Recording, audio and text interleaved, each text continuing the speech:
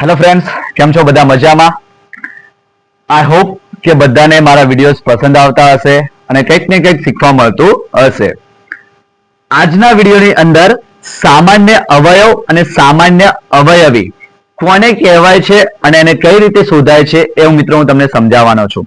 મિત્રો, સામાન્ય અવયવ કે અવયવી શોધવા માટે ઓછામાં ઓછી બે સંખ્યાની જરૂર પડે છે. ફરી રિપીટ કરું છું કે સામાન્ય અવયવ કે અવયવી શોધવા માટે ઓછામાં ઓછી બે સંખ્યાની જરૂર પડે છે અને બે થી વધારે પણ હોઈ શકે છે. મિત્રો, અહીંયા મેં કેટલાક ઉદાહરણો દર્શાવ્યા છે. એક ઉદાહરણ લઈશું, એનો સોલ્વ કરીશું અને આગળની સમજૂતી મેળવીશું. મિત્રો, અહીંયા 12 અને 18 આ બે સંખ્યાઓ છે. 12 અને 18. તો પહેલા સામાન્ય અવયવ શોધવા માટે પહેલું કામ છે આપેલી સંખ્યાના અવયવ શોધવા. સામાન્ય અવયવ શોધવા માટે પહેલું જે કામ કરવાનું છે એ કામ એ છે કે જે સંખ્યાઓ આપણને આપી છે એ સંખ્યાના આપણે અવયવ શોધવા પડશે. તો પહેલા શોધી લે 12 ના અવયવ અને 18 ના અવયવ. ચલો, 12 ના અવયવ, 12 જે ઘડિયામાં આવતા હોય એ સંખ્યા 12 ના અવયવ બની જાય છે. એક તો કમ્પલસરી છે. 1 2 યસ 2 છંગ 12, 3 યસ 3 ચોક 12, 4 યસ 4 તાલી 12, 5 નહીં આવે 6 6 દુ 12 અને 12. ઓકે, તો આ થઈ ગયા 12 ના અવયવ. બીજી સંખ્યા આપણને આપવામાં આવે છે 18. તો 18 ના અવયવ જોઈએ. 1 કમ્પલસરી છે. 2 યસ 9 દુ 18, 3 આવશે નહીં આવે 4 નહીં આવે 5 સોરી 3 આવશે 3 છંગ 18, 4 નહીં આવે 5 નહીં આવે 6 6 તાલી 18, 7 8 નહીં આવે 9 9 દુ 18 અને લાસ્ટ 18. ઓકે, તો આ થઈ ગયા આપણા 12 અને 18 ના અવયવ. હવે સામાન્ય અવયવ કોને કહેવાય છે? તો 12 અને 18 ના સામાન્ય અવયવ. મિત્રો, સામાન્ય અવયવ એટલે આપેલી બંને સંખ્યામાં જે સરખા અવયવ છે એને સામાન્ય અવયવ કહેવામાં આવે છે. ઉદાહરણ સ્વરૂપે આપણે 12 અને 18 ના અવયવ શોધ્યા તો બંનેમાં જે અવયવો સરખા હોય, જેમ કે અહીંયા 1, જેમ કે 1 અહીંયા પણ 1 છે તો 1 એ સામાન્ય અવયવ છે. 2 અહીંયા 2 છે, અહીંયા 2 છે તો 2 સામાન્ય અવયવ છે. અહીંયા 3 છે, અહીંયા 3 છે તો 3 સામાન્ય અવયવ છે. અહીંયા 6 છે, અહીંયા પણ 6 છે તો 6 પણ સામાન્ય અવયવ છે. બાકી 12 9 18 એ કોઈ સામાન્ય અવયવ નથી. 4 પણ સામાન્ય અવયવ નથી, કારણ કે 4 એ 12 ની અંદર છે, 12 નો અવયવ છે પણ 18 નો અવયવ નથી. 9 એ 18 નો અવયવ છે પણ 12 નો અવયવ નથી. એટલે સામાન્ય અવયવ એટલે જે સંખ્યાઓ આપી છે એ સંખ્યાઓના અવયવમાં જે સમાન અવયવ હોય છે, જેમ કે 1 2 3 અને 6 આ 12 અને 18 ના સમાન અવયવ છે, એને આપણે સામાન્ય અવયવ કહીએ છીએ. તો આ વાત થઈ મિત્રો સામાન્ય અવયવની. આપણે બીજું એક ઉદાહરણ લઈએ, 24 અને 36. તો 24 ના અવયવ અને 36 ના અવયવ.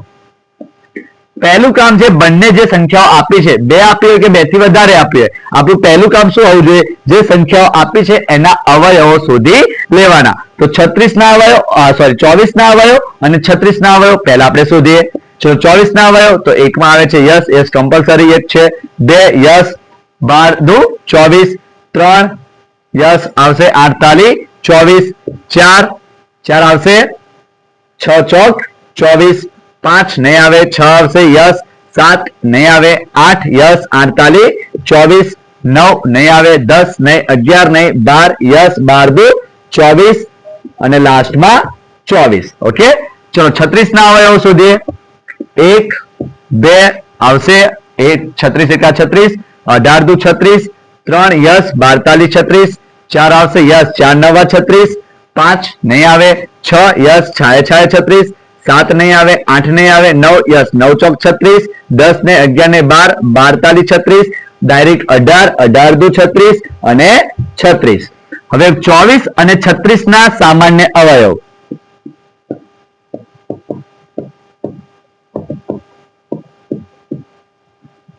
24 અને 36 ના સામાન્ય અવયવ એટલે કે જે સંખ્યાઓ સમાન છે, જે અવયવ સરખા છે એ 36 અને 24 ના સામાન્ય અવયવ બની જાય છે. તો 1 સરખા છે, યસ, તો 1 આવી જશે. 2 યસ, તો 2 આવી જશે.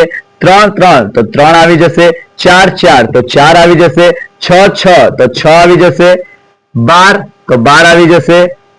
બાકી કોઈ અવયવ સમાન છે નહીં. એટલે 24 અને 36 ના સામાન્ય અવયવ તો 1, 2, 3, 4, 6 અને 12 થઈ જાય છે.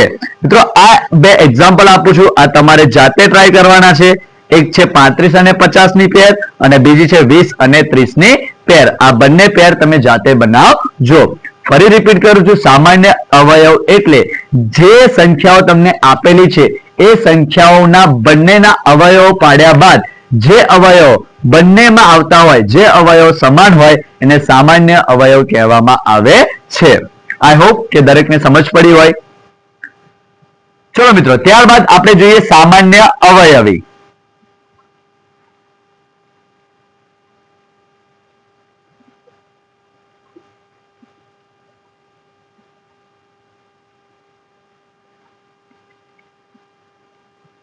સામાન્ય અવયવી કોને કહેવામાં આવે છે? 5 અને 7 ના સામાન્ય અવયવી, 3 અને 6 ના સામાન્ય અવયવી. આ બે પેર લઈએ છીએ મિત્રો. ઓકે, તો આપણે બહુ સહેલાઈથી એને સમજી શકીએ. તો મિત્રો અહીંયા પણ જેમ અવયવમાં કર્યું છે એ જ કરવાનું છે. 5 ના અવયવી શોધીએ. 5 ના અવયવી કયા કયા છે? તો જેટલે સુધી આપણને 10 સુધી શોધી નાખીએ. ઓકે, ત્યારબાદ જોઈએ શું કરી શકાય છે. 5, 10, 15, 20, 25, 30, 35, 40, 45 અને 50. પાંચે દાન 50 એટલે 5 નો મેં પૂરેપૂરો ઘડિયો લખ્યો છે. ચલો 7 જોઈએ. 7 ના અવયવી 7 એકા 7, 7 દુ 14, 7 તાલી 21, 7 ચોક 28, 7 પંચા 35, 7 છંગ 42, 70 70 49, 7 અઠ્ઠા 56, 7 નવા 63 અને 7 દાન 70. ઓકે, હવે અહીંયા મોટામાં મોટો અવયવી કયો આવે છે? 70. તો આપણે 5 ના અવયવી માફ કરજો, 7 નો મોટામાં મોટો અવયવી કયો છે? 70. તો આપણે 5 ના અવયવીને પણ 70 સુધી લઈ જઈએ. તો 50 ને 5 55, 60, 65 અને 70. ઓકે, ચલો હવે સામાન્ય અવયવી જોઈએ. તો 5 અને 7 ના સામાન્ય અવયવી, 5 અને 7 ના સામાન્ય અવયવી જે સરખા છે એને આપણે લખવાના છે.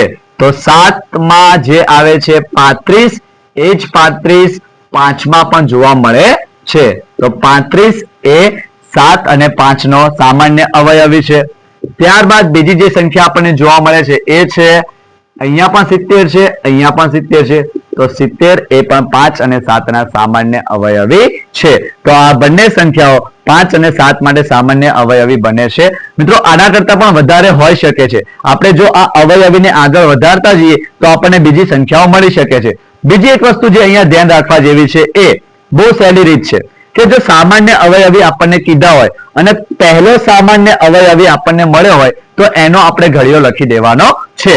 35 દુ થયા 70. જો 5 સામાન્ય અવયવી શોધવાનો કીધા હોય તો 1 શોધી દો, ત્યારબાદ એનો ઘડિયો લખી દો. 35 દુ 70, 35 તાલી 105, 35 ચોક 140.